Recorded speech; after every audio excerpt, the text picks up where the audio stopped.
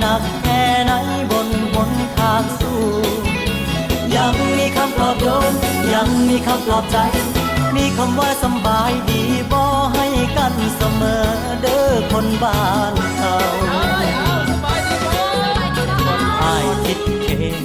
เข้ามาเป็นคนขับแท็กซี่จาก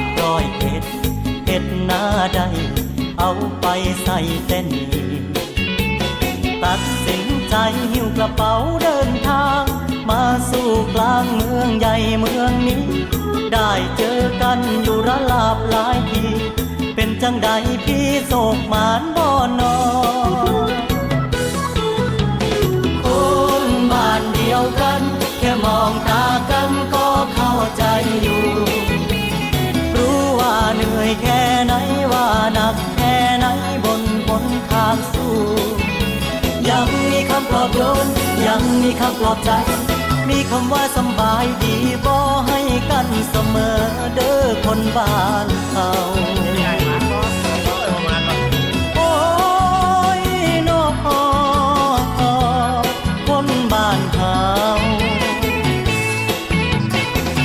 ให้โศกให้มานให้มั่งให้มีให้อยู่ดีมีแห้งอยู่แดงมีเด้อครับพี่น้องน้องตั๊กแตนเข้ามาเป็นสาวโรงงานเย็บผ้าแรงที่ใช้กับเงินที่ได้ยังบ่เคยคุ้มค่า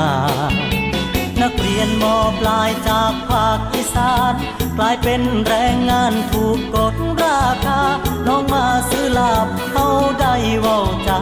จังใดอดสาเอาก่อนเด้อนาภาษาการเด้อตะกะแตนจะฟังดีครับโคราชตะละโกก็ได้ก็เอานับ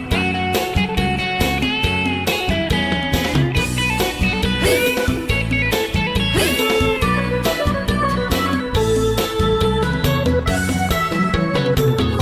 นบ้านเดียวกันแค่มองตากันก็เข้าใจอยู่รู้ว่าเหนื่อยแค่ไหนว่าหนักแค่ไหนบนหนทางสู้ยังมีคำปลอบโยนยังมีคำปลอบใจ